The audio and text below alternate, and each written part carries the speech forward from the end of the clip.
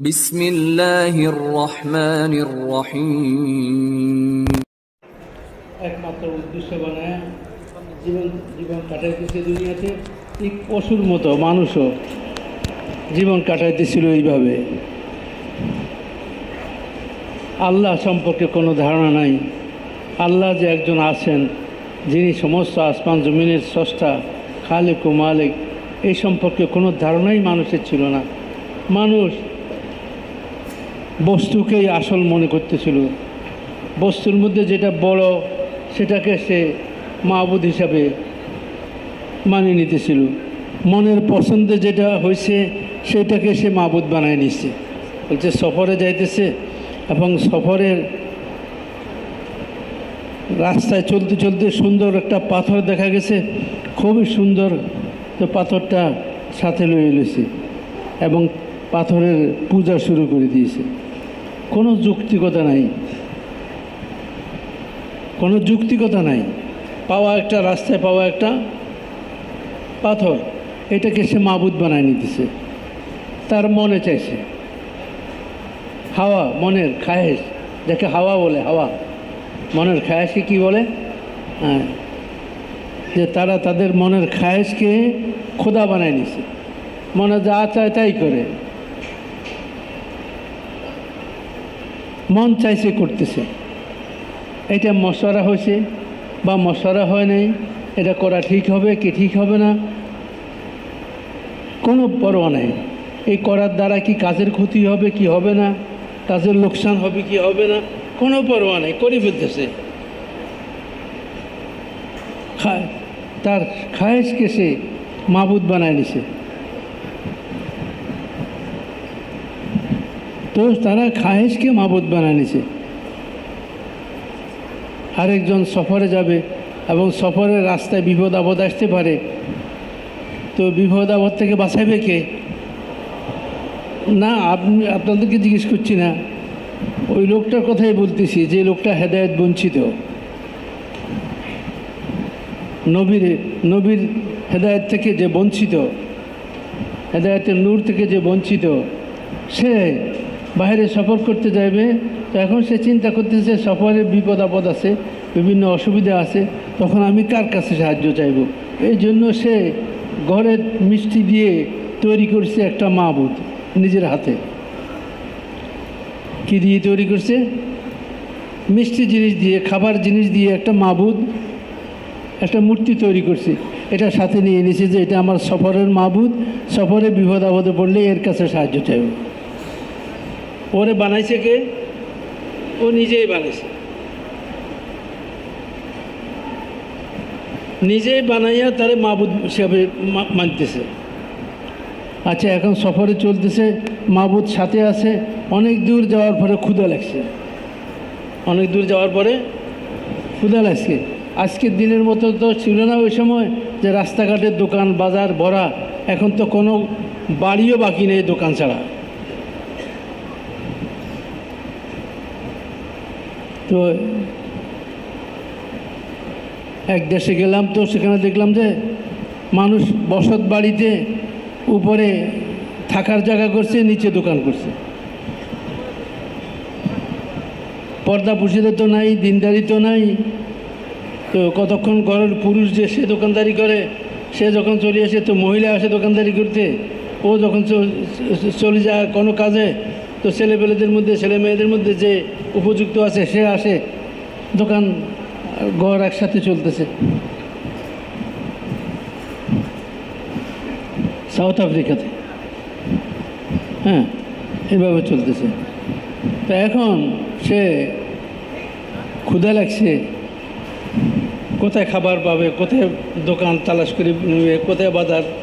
আজকের মতো তো রাস্তাঘাটে বাজার নাই, দোকান নাই। এখন তো ফেরিওয়ালারাও দোকান নিয়ে বাড়িতে পৌঁছে গেছে, ঘরে ঘরে পৌঁছে গেছে। ফেরিওয়ালাদের চিৎকারে ঘুমানোই যায় না, আরাম করাই যায় না। তার মধ্যে আবার মাইকও লাগায়, ফেরির মধ্যে মাইক লাগায় বলে দিয়ে কী আছে তার কাছে, কোনটার দাম কত। তো এখন পুরুষরাও অনেকটা বাঁচিয়ে গেছে, বলছে বাজারে যাওয়ার ঝামেলা নাই, 10 টাকা দিয়ে দিলাম, তোমরাই কিনে লইও, আমি অফিসে যাই। তো এখন ওই আপনার ফেরিওয়ালার সাথে দরদাম করতেছে কে? মহিলা।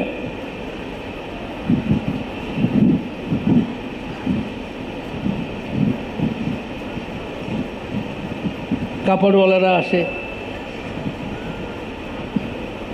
শাড়িওয়ালারা আসে, সরাসরি যতটুকু দোকান তার সাথে আছে পুরো দোকান নিয়ে ঘরে ঢুকে যাইতেছে। দরদাম করে মহিলারা খরিদ করতেছে। পুরুষের সময় নেই, কারণ ব্যস্ত, সে বাজার করে দিবে, এত সময় কোথায়? তা এখন এই লোকটা যখন ক্ষুধা বেশি লাগছে, তো যেটারে মাবুদ বানাছিল খাবার জিনিস দিয়া ওইটাকে খেয়ে ফেলছে, ওইটাকে খেয়ে ফেলছে।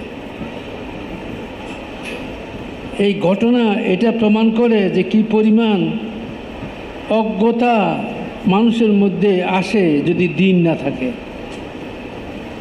দিন না থাকে, হেদায়েত না থাকে, তো মানুষের জিন্দগি কীরকম অন্ধকারের মধ্যে পড়ে যায়, আচ্ছন্ন হয়ে যায়, এবং মানুষ কীরকম বুদ্ধি জ্ঞানহীন হয়ে যায়।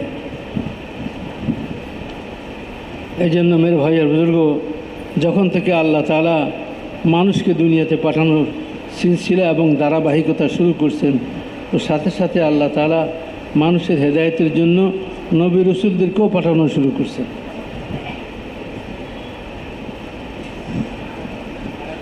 হেদায়েতের আলো বঞ্চিত ওই মানুষ কখনো সঠিক পথে চলতে পারবে না, সঠিক রাস্তায় চলতে পারবে না।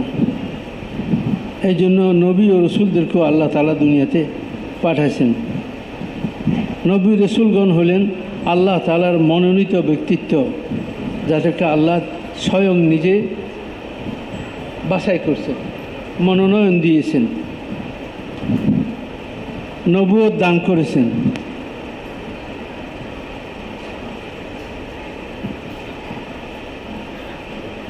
তারা উম্মতের মধ্যে সর্বোচ্চ মর্যাদার অধিকারী, মানব জাতির মধ্যে, সৃষ্টি জগতের মধ্যে সর্বোচ্চ মর্যাদার অধিকারী কারা? হযরত আম্বিয়া আলাইহিমুস-সালাতু ওয়াত তাসলিমাত। ওনারা মানব জাতির মধ্যে সর্বোচ্চ মর্যাদার অধিকারী।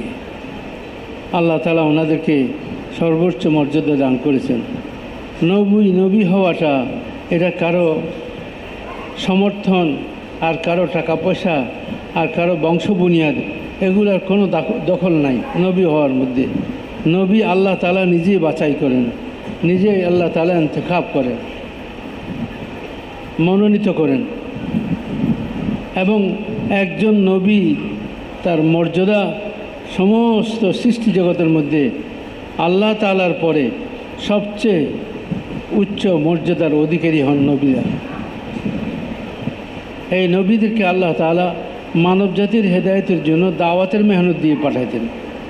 এই জন্য বলা হয় দাওয়াতের মেহনতটা হলো হেদায়েত অর্জন করার, হেদায়েত হাসিল করার ইয়াকিনী রাস্তা, নিশ্চিত রাস্তা। যে দাওয়াতের মেহনত যদি জিন্দা হয়, তো আল্লাহ তাআলা দাওয়াতের মেহনতের জরিয়াতে হেদায়েতকে আম করে দিবেন। আম্বিয়া আলাইহিস তাসলিমাত যখন আপনা কওমের কাছে আসছেন, তখন কওমের হালত ছিল এই যে কওম আল্লাহকে জানতো না, আখিরাতকে জানতো না, মওতের পরে জিন্দগি সম্পর্কে জানতো না, জীবনের উদ্দেশ্য সম্পর্কে জানতো না, কিছু জানতো না। জীবজন্তুর মতো যখন হাজত হয়তো, জরুরত হয়তো, প্রয়োজন অনুভব করতো, সেই প্রয়োজন পুরা করে নিত, আপনা খায়েশ মতো পুরা করে নিত। আমার কেউ বানানোওয়ালা আছেন, কেউ আমাকে বানাইছেন, কেউ আমাকে দুনিয়াতে পাঠাইছেন। আমার এই দুনিয়াতে আসার পিছনে কারো মহান কোনো উদ্দেশ্য আছে, যিনি আমাকে পাঠাইছেন। তিনি কে, তিনি কোথায় আছেন সম্পর্কে কোনো ধারণা নাই, কোনো ধারণা নাই। চলতেছে, খাইতেছে, পড়তেছে, জীবজন্তুর মতো সন্তানাদি জন্ম দিতেছে, বংশবৃদ্ধি হইতেছে। তো বংশবৃদ্ধি হওয়া এটা মানুষের কোনো বিরাট কোনো যোগ্যতা না। এটা তো পোকা মাকড়, মাছি, মশা, হাঁস, মুরগি, গরু, ছাগলেরও, এমনকি কুকুর, শ্রীগাল, বেড়া, এরাও বংশবৃদ্ধি করে। পিঁপড়াও বংশবৃদ্ধি করে।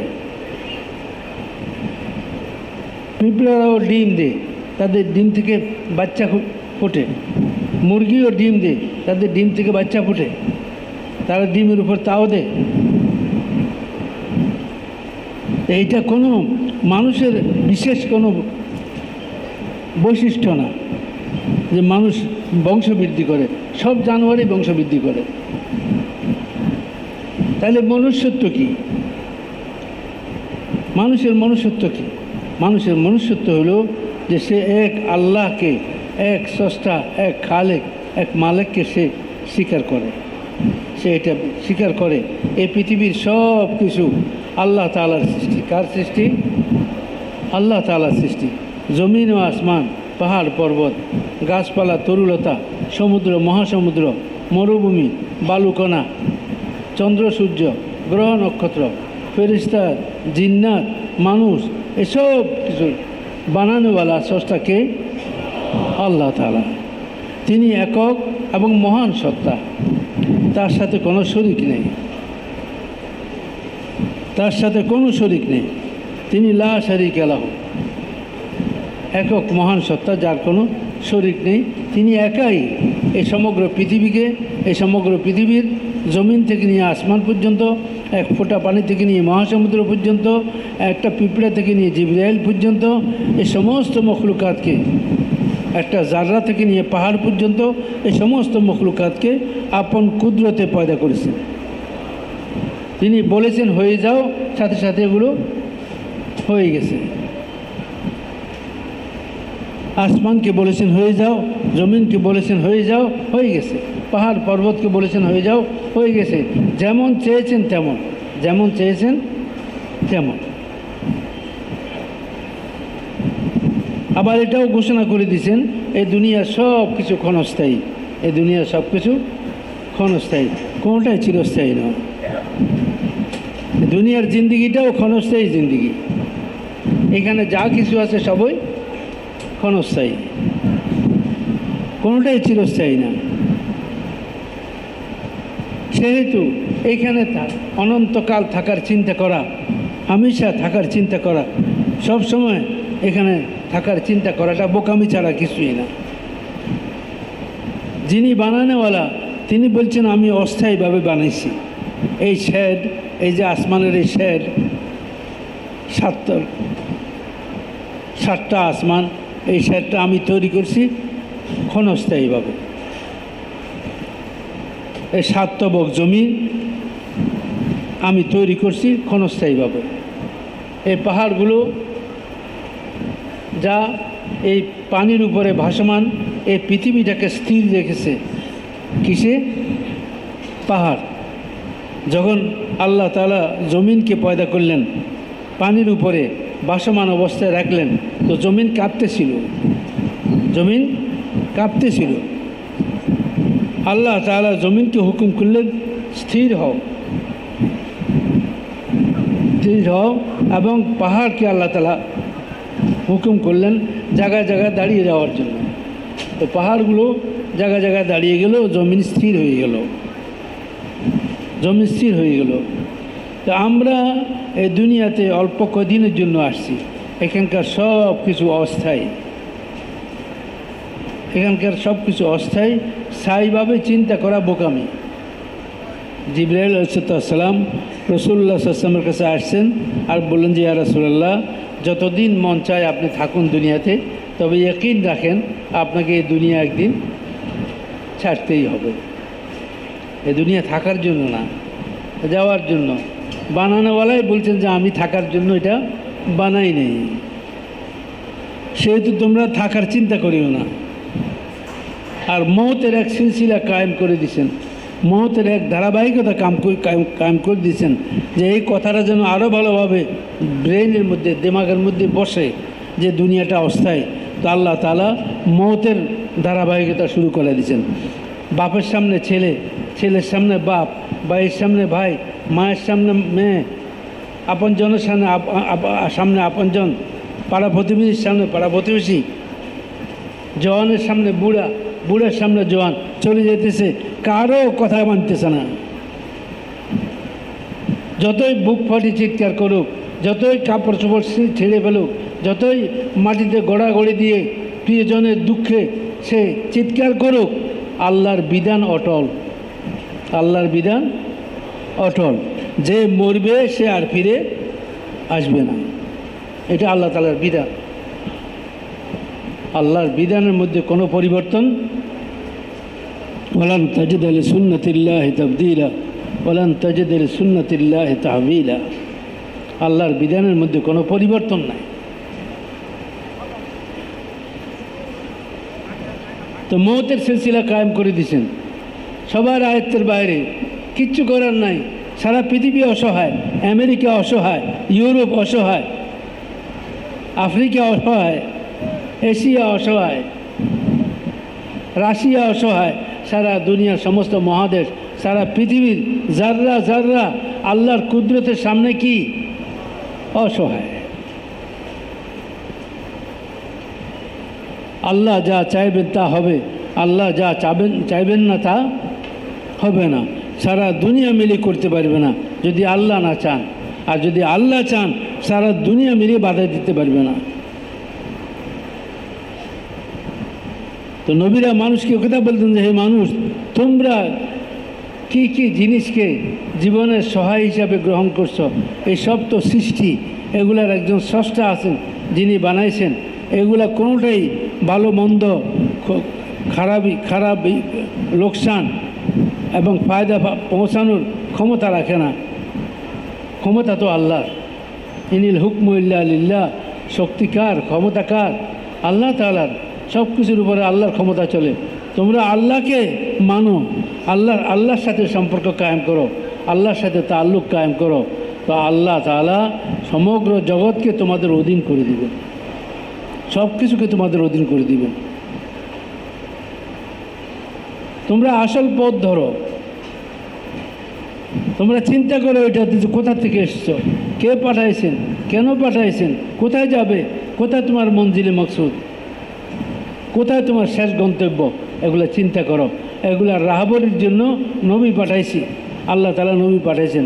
নবীরা আসি মানুষকে বলছেন, হে মানুষ, তোমরা একসময় ছিলা, একসময় থাকবে না, একসময় ছিলা, একসময় থাকবে না।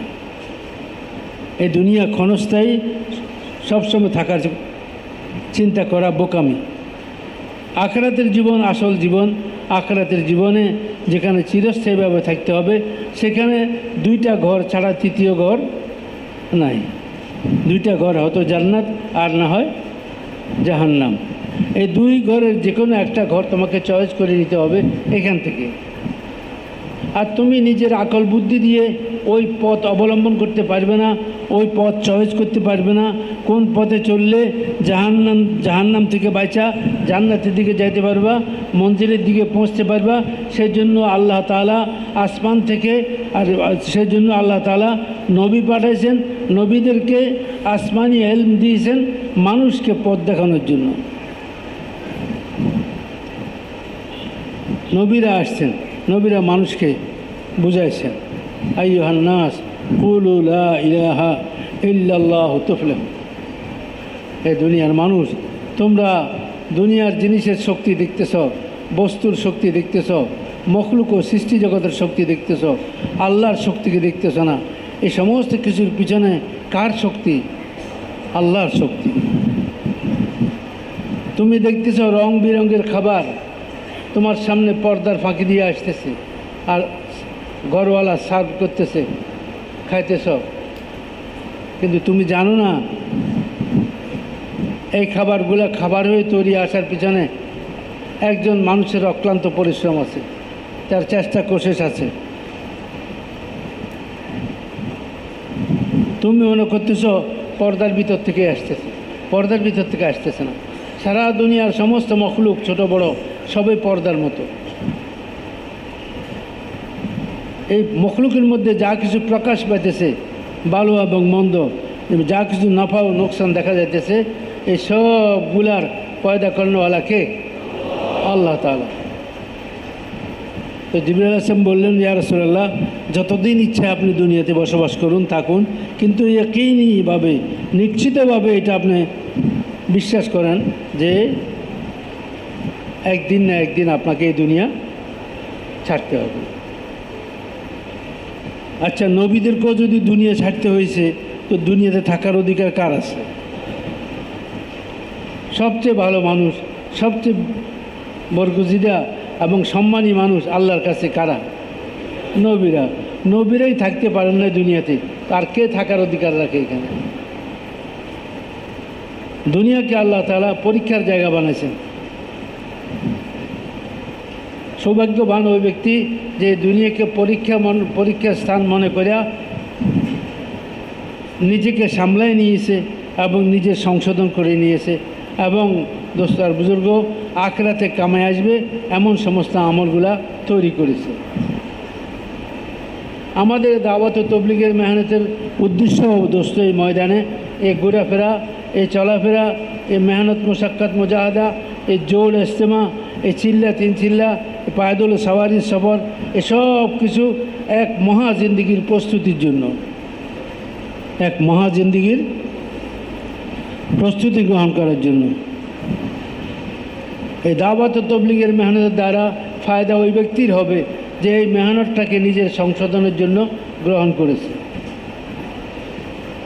দাওয়াত ও তবলিগের মেহনতটা নিজের সংশোধনের জন্য গ্রহণ করেছে।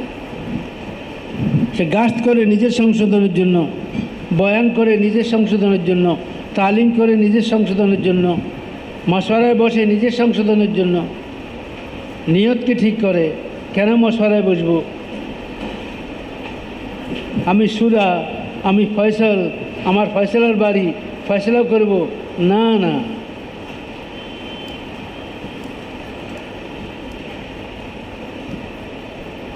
আল্লাহকে রাজি করার ধ্যান থাকতে হবে যে আমি এই মশওয়ারায় বসছি, রায় দিতেছি, এই কয়জন যারা সামনে আছে তারা আমার রায় শুনতেছে, এরকম না, আল্লাহ তাআলাও শুনতেছেন, আল্লাহ তাআলাও শুনতেছেন, এবং আমি কি ফয়সালা করতেছি আল্লাহ তাআলা সেটা দেখতেছেন, এবং আমার দিলের মধ্যে এই ফয়সালার ব্যাপারে কি সমস্ত জিনিস আমি চিন্তা করতেছি সেগুলোও আল্লাহ তাআলা দেখতেছেন। আমি যে রায়টা দিতেছি, আমার ভিতরে যে রায় আসছে, কি রায় দেওয়ার একটা চাহিদা পয়দা হয়েছে, কেন? কেন? যদি আপনি যে রায়টা দিতে চান সেই রায়টা আরেকজনে দিয়েছে আপনার আগে, এখন আবার আপনি কেন রিপিট করতে চাইতেছেন? মানে নিজেরা জানান দিতেছেন যে আমিও আছি মশারের ভিতরে। আল্লাহ এগুলো ভালো বুঝেন, আল্লাহ এগুলা, আপনি যে রায় দিতে চাইতেছেন আল্লাহ যদি আরেকজনের মুখ দিয়ে বলাই দেয় তাহলে আপনি চুপ করেন। খামোকা কেন মশওয়ারাকে বিলম্বিত করতেছেন? আপনার অবস্থানের জানান দেওয়ার জন্য যে আমি আছি এখানে।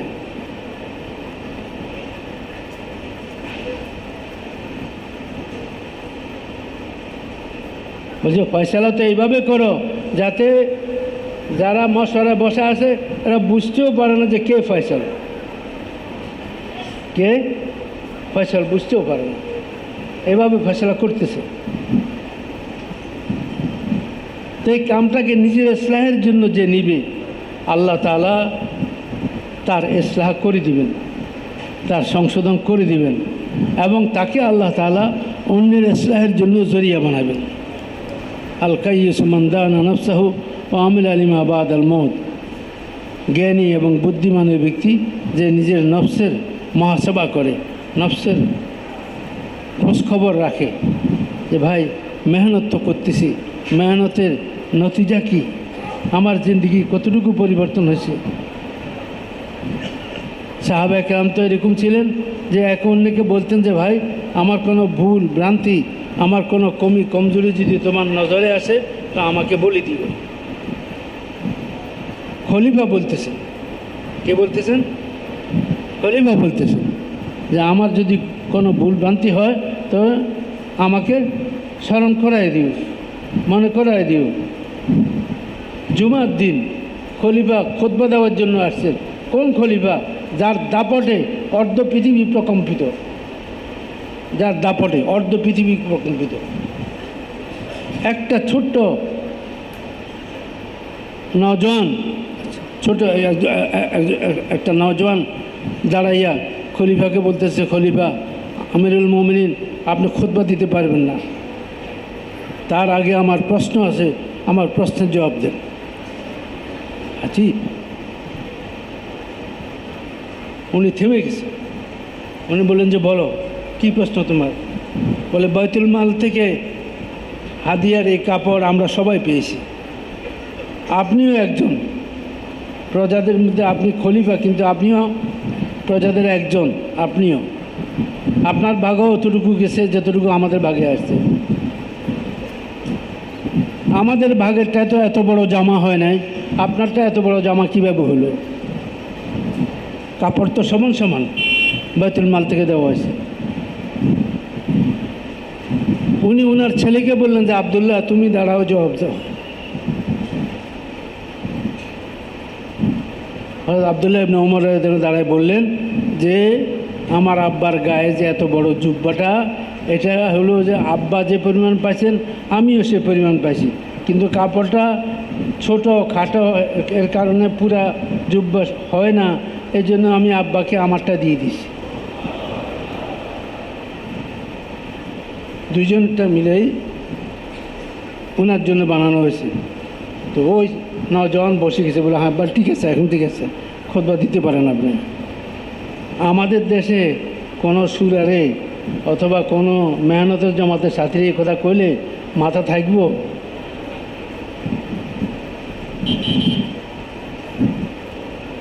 যে বেটা চিনস না আমি কে?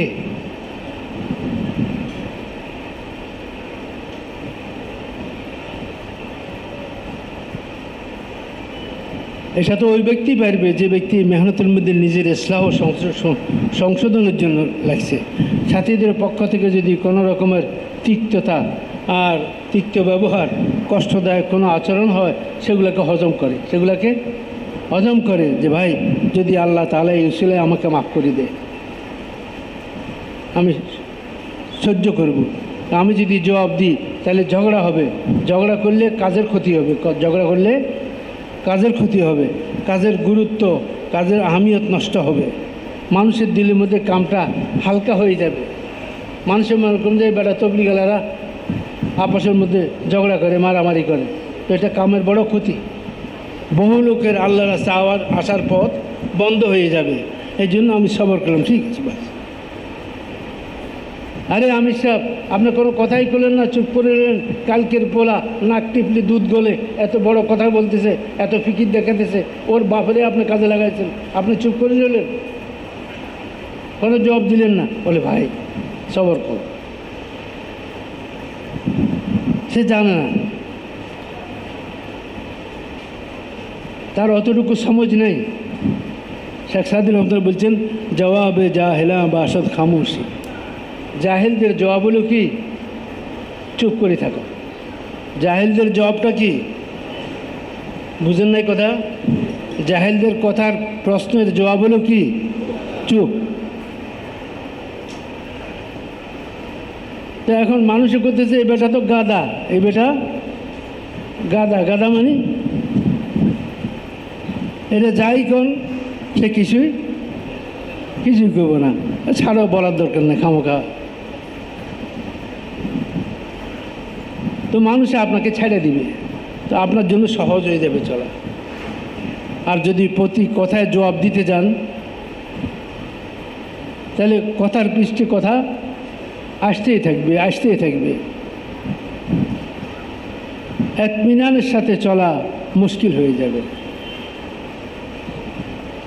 তো জিবরাইল আলাইহিস সালাম কি বললেন যে, হে রাসূলুল্লাহ, যতদিন আপনার ইচ্ছা দুনিয়াতে থাকুন, কিন্তু ইয়াকিনি নিশ্চিতভাবে মনে করুন যে একদিন এই দুনিয়া ছাড়তে হবে। আর যেই আমল আপনার মন চায় করুন, কিন্তু ইয়াকিনিভাবে জানি রাখেন সে আমলের বদলা আপনাকে পাইতে হবে। আর যার সাথে চান আপনি সম্পর্ক কায়েম করুন, ইয়াকিন রাখেন যে এই সম্পর্ক একদিন ছিন্ন হয়ে যাবে। কত বাস্তব কথা এগুলা। তো মেরে ভাই আর বুজুর্গ, মেহনতের সাথে আল্লাহ তাআলা আমাদেরকে লাগাইছে, শুকর আদায় করা দরকার যে আল্লাহ আমাদেরকে লাগাইছেন। আমরা আমাদের যোগ্যতা বলে লাগিনি, আল্লাহ লাগাইছেন। আর আমরা আমাদের যোগ্যতা বলে মেহনতের মধ্যে লাগিয়ে থাকতেও পারবো না যদি আল্লাহ না লাগাই রাখেন। এই জন্য এক তো আল্লাহ লাগাইছেন, আর একটু হলো যে আল্লাহ যেন মওত পর্যন্ত লাগিয়ে থাকার তৌফিক দান করেন। কোনো হালাত, কোনো অবস্থার ধাক্কায় যেন কাম থেকে সরে না যায়। আরে ভাই, আল্লাহ যদি কাউকে কাম থেকে বাদ দেন, দুনিয়ার কোনো শক্তি তারে কাজে লাগাই রাখতে পারবে?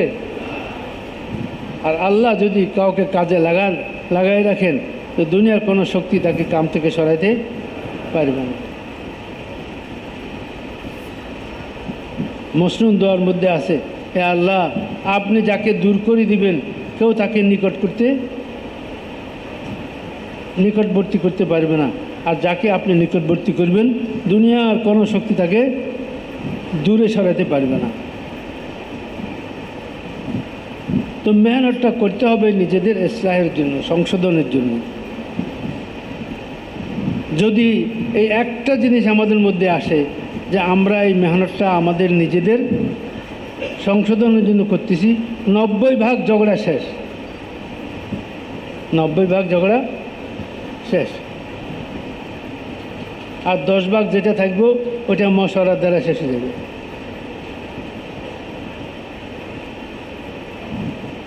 খালি যদি আমরা নিজের সংশোধনের জন্য এই কামটাকে করি। নবুয়তওয়ালা কাম, নবীওয়ালা কাম। মওলানা ইলিয়াস রহমতুল্লাহ বলতেন, আমি এই কামটাকে নবুয়তওয়ালা কাম, নবীওয়ালা কাম বলে ইয়াকিন করি। কোনো নবী গুমরা হন নাই, পথভ্রষ্ট হন নাই। ইনশাআল্লাহ নবীওয়ালা তরিকায় যদি এই মেহনতের মধ্যে অসুরের পাবন্দের সাথে লাগিয়ে থাকি, আল্লাহ তাআলা ইনশাআল্লাহ সব রকমের গুমরাহি থেকে আল্লাহ হেফাজত করবেন।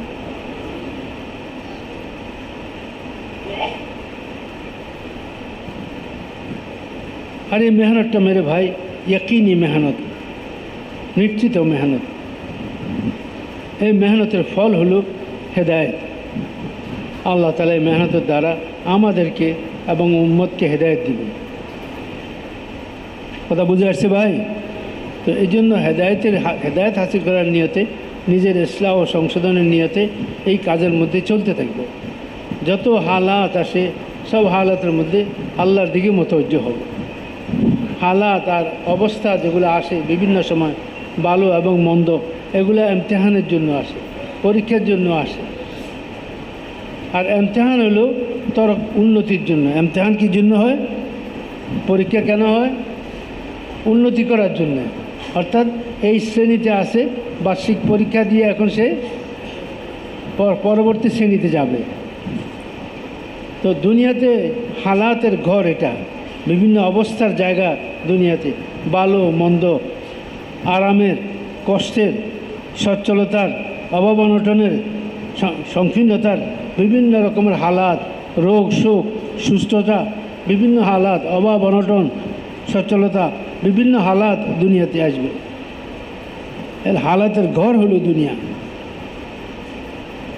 এই হালাতগুলোর মধ্যে আল্লাহ তাআলার দিকে মুতওয়াজ্জিহ হওয়া, আল্লাহ তাআলার দিকে রুজু হওয়া, এটা হলো মুমিনের কাম। ওয়াইদা আসাবাতহুম মুসিবা ক্বালু ইন্না লিল্লাহি ওয়া ইন্না ইলাইহি রাজিউন। যখন তাদের উপর কোনো মুসিবত পৌঁছে, কোনো হালাত পৌঁছে, তো তারা আল্লাহর দিকে রুজু করে। তারা বলে ইন্না লিল্লাহি ওয়া ইন্না ইলাইহি রাজিউন। তারা কাউকে দোষারোপ করে না, তারা বলে যে এটা আল্লাহর পক্ষ থেকে হয়েছে, আর আমাদেরকে আল্লাহর দিকে, আল্লাহর কাছে ফিরে যেতে হবে। কেউ কাউকে দোষারোপ করে না, তোমার কারণে হয়েছে, তোমার কারণে হয়েছে, তুমি তুমি তুমি, মশারার মধ্যে তুমি শুরু হয়ে যায়। কেন? নিজেরে পবিত্র মনে করে, সাথীদেরকে দোষী মনে করে, নিজেরে ভালো মনে করে, অন্যান্য সাথীদেরকে খারাপ মনে করে, এইসব কারণ থেকে তুমি শব্দ আসে। তুমি করছো, তোমার তো কারণ হয়েছে না মেরে ভাই আর বুজুর্গ। হালাত যখন আসে তো হালাতের মধ্যে আমরা আল্লাহর দিকে রুজু করব, আমরা অন্য কাউকে দায়ী করব না। হালাতেরও পয়দা করনেওয়ালা কে? আল্লাহ তাআলা। ভালো হালাত মন্দ হালাত উভয়টা পয়দা করনেওয়ালা আল্লাহ তাআলা। ভাই আমার আমল যদি ভালো হয় তো আল্লাহ তাআলা আমার ভালো আমলের বরকতে আমাকে ভালো হালাতের সম্মুখীন করবেন। আর আমার আমল যদি খারাপ হয় তো আমার খারাপ আমলের নহুসতে আল্লাহ আমাকে খারাপ অবস্থার সম্মুখীন করবেন। সেই হেতু যদি ভালো হালত আসে তাহলে বলবো আলহামদুলিল্লাহ, আর যদি খারাপ হালত আসে তাহলে বলবো ইন্না লিল্লাহি ওয়া ইন্না ইলাইহি রাজিউন। বলছে যদি একটা কাঁটাও তোমার পায়ে ফুটে, একটা কাঁটাও তোমার পায়ে ফুটে, এটাও একটা হালত, এটাও একটা কি কথা বুঝতেছেন আপনারা ভাই? এটাও একটা হালত। তো তুমি কি কও এই কাঁটা ফুটার সাথে সাথে কি বলো? ইন্না লিল্লাহি ওয়া ইন্না ইলাইহি রাজিউন।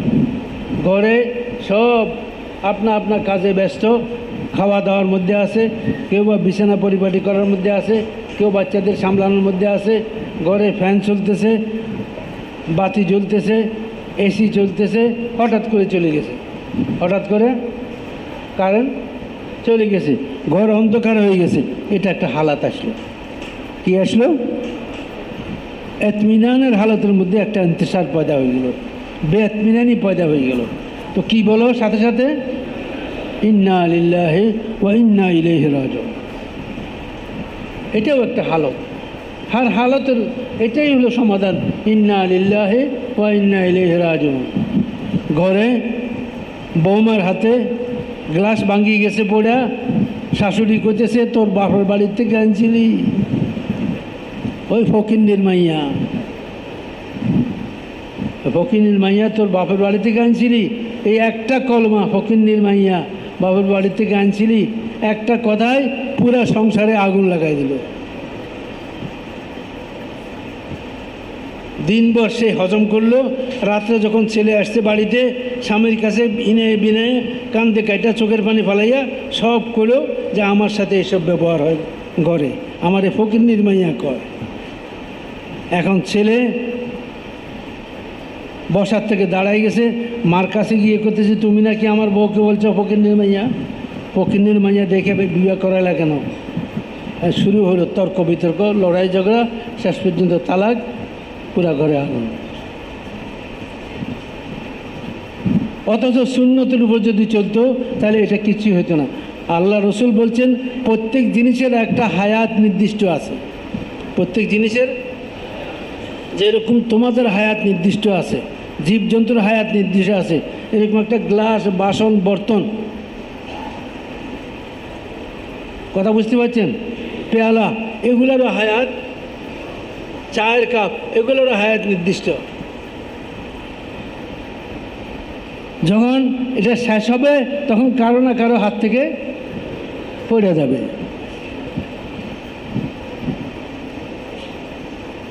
কয় যে আমাকে নোয়াখালীতে কয় ওই যে খোলা মাটির খোলা, যেটার মধ্যে পিঠা বানায়, তো এখন খোলা ভাঙছে বৌমার হাতে, শাশুড়ি করতেছে ফকিন্নির মাইয়া তোর বাবার বাড়ির থেকে আনছিলি। এখন পরের দিন ভাঙছে খোলা শাশুড়ির হাতে, এখন শাশুড়ি করতেছে বৌমা ধরালো এটাও রাখি দিলে কাজে আইব। হেরে কে কেউ যে তুই এটা তোর বাবার বাড়ির থেকে আনছিলি। তো এগুলা কেন হয়? সুন্নতের এলেম না থাকার কারণে, দিন না থাকার কারণে।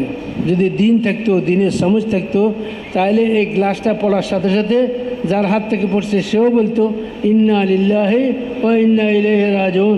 যাদের সামনে পড়ছে তারাও বলতো ইন্না লিল্লাহি ওয়া ইন্না ইলাইহি রাজিউন। এটার সময় যতটুকু ছিল সেটা পুরো হয়ে গেছে, বাকি গেছে।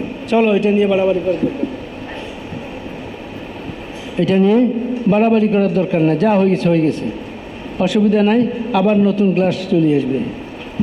তাহলে এই একটা কথাই পুরা ঘর শান্ত হয়ে যায়, পুরা ঘর শান্ত হয়ে যায়। চায়ের দোকানের মধ্যে ছেলেরা কাজ করে অল্প পয়সাতে, ওদের হাতে যদি কাপ ভাঙে পিরিচ ভাঙে পড়া তো দোকানদার তাদেরকে মারে,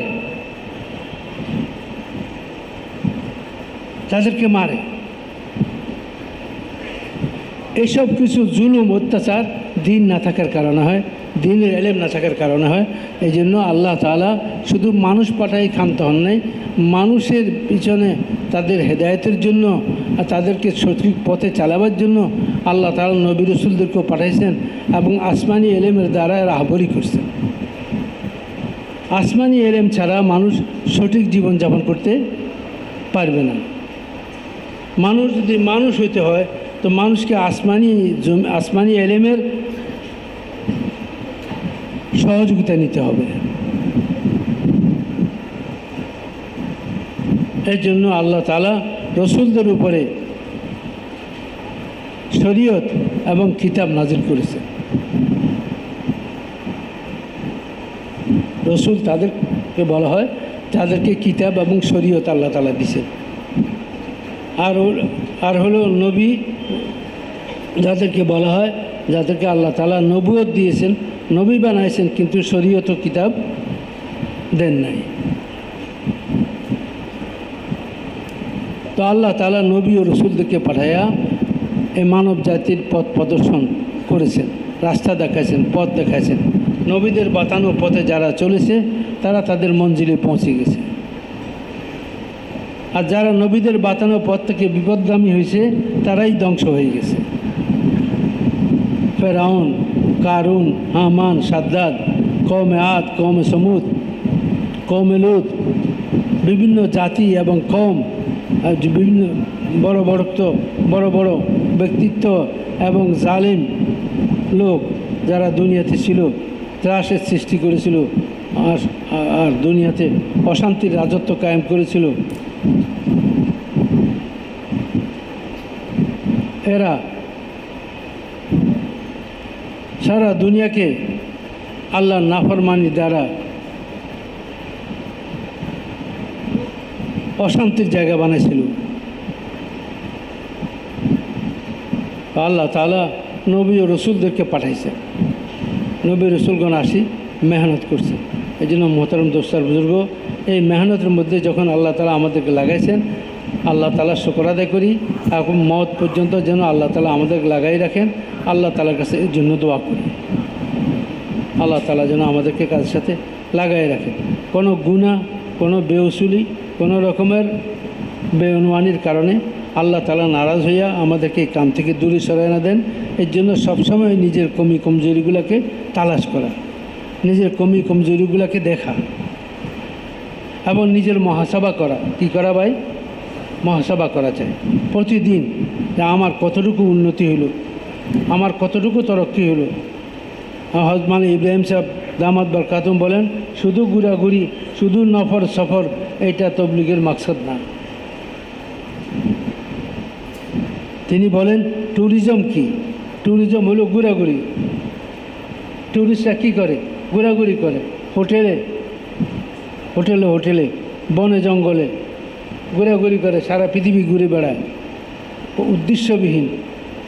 এটা হলো ট্যুরিজম। আর হযরত বলেন, আমরা যদি এই চিল্লা তিন চিল্লার নামে মসজিদে মসজিদে, গ্রামে গ্রামে, শহরে শহরে দৌড় করতে থাকি, ঘোরাঘুরি করতে থাকি, আর নিজের ইসলাহ, নিজের সংশোধন, নিজের জিন্দগিকে গঠন করা, নিজের জিন্দগিকে গড়া কোনো ফিকির না থাকে, নিজের আমল আখলাককে সুন্দর করার, নিজের মামলাতওয়ালি জিন্দগি, মাশরাতওয়ালি জিন্দগি, সামাজিক ও পারিবারিক জিন্দগি, লেনদেন, এসব কিছুকে শরীয়ত সম্মতভাবে করার যদি চেষ্টা না করা হয়, তাহলে আমাদের এই চিল্লা তিন চিল্লা, আমাদের মুলকের সফর, আমাদের দেশ বিদেশের সফরও এক ট্যুরিজম হবে। শুধু কী হবে? আমরাও কতগুলো ট্যুরিস্ট। এটা মেরে ভাই আর বুজুর্গ, ট্যুরিজম না। কারে নবুয়ত, নবুয়তওয়ালা কাম, এটা ট্যুরিজম না। নবুয়তওয়ালা কামের নতিজা হলো হেদায়েত। নবুয়তওয়ালা কামের নতিজা, ফলাফল হলো হেদায়েত। যদি নবুয়তওয়ালা কাম সহি রুখে চলে, অসুলের পাবন্দির সাথে চলে, হুসনে আখলাকের সাথে, সিফাতের সাথে চলে, ইবাদতের সাথে, ইলম জিকিরের সাথে, হুসনে মুআশরাতের সাথে, হুসনে মুআমালাতের সাথে, উত্তম আখলাক, এখলাসুল লিল্লাহিয়ত, জান ও মালের কোরবানির সাথে যদি এই মেহনত চলে তো দোস্ত আর বুজুর্গ, মেহনত করনেওয়ালা জিন্দগিও পরিবর্তন হবে এবং আল্লাহ তাকে অন্যদের জিন্দগি বানানোর জরিয়া বানায় দিবেন। আল্লাহ তাকে অন্যদের জিন্দগি বানাবার জরিয়া বানায় দিবেন। আল্লাহ তাআলা কখনো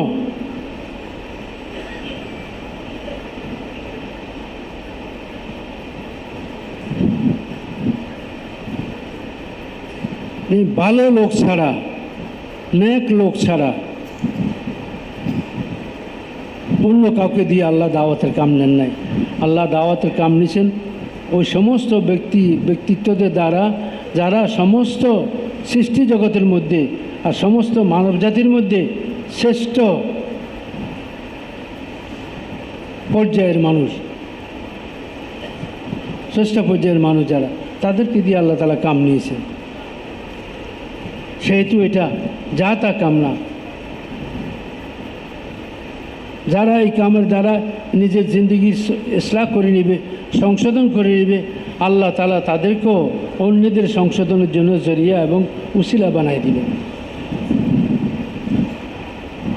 বাতি থেকে বাতি জ্বালানো, মোমবাতি থেকে মোমবাতি জ্বালানো, যে অন্ধকারকে দূর করার জন্য, এলাকাকে আলোকিত করার জন্য একটা কাম, ঠিক দাওয়াতের কামটাও এরকম যে ব্যক্তি থেকে ব্যক্তিতে, সমাজ থেকে সমাজে, ঘর থেকে ঘরে এভাবে দিন মুন্তাকিল হতে থাকবে, দিন ছড়াতে থাকবে। এটা কখন সম্ভব? আপনার থেকে আলো নিতে পারবে ওই ব্যক্তি যদি আপনার কাছে আলো থাকে। আপনার কাছে আলো, আপনার কাছে মোমবাতি আছে, জ্বলন্ত মোমবাতি, তো আপনার মোমবাতি থেকে আমি আলো নিতে পারবো। আর যদি আপনার মোমবাতিতে আলো না থাকে তো আমি আপনার মোমবাতি থেকে আমার মোমবাতি জ্বালাতে পারবো না। তো যাদেরকে আল্লাহ তাআলা হেদায়েত দিবেন, আল্লাহ তাদের দ্বারা অন্যদেরকেও হেদায়েত দিবেন, অন্যদেরকেও আল্লাহ তাআলা হেদায়েত দিবেন। এই জন্য আমাদের দাওয়াতের মেহনতের মাকসাদ হলো দোস্ত, হার মেহনত করনেওয়ালা এরকম সিফাতের অধিকারী হয়, গুণাবলীর অধিকারী হয় যে যাদেরকে দেখা দেখা মানুষ নিজেদের জিন্দগিকে সহি করে নেয়। আম্বিয়া আলাইহিস সালামের জিন্দগি এরকম ছিল, সাহাবাদের জিন্দগি এরকম ছিল যে ওনাদেরকে দেখে দেখে মানুষ তাদের জিন্দগি বানাইছে।